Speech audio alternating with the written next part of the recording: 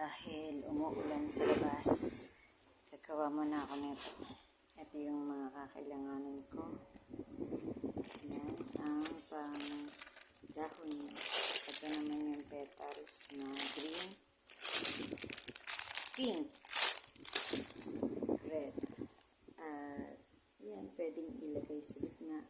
Kapag natapos na siya, na tulips, ay ganito na siya. Ayan, diba? Ang ganda niya. Ayan ang aking flower na tulips. Ayan siya.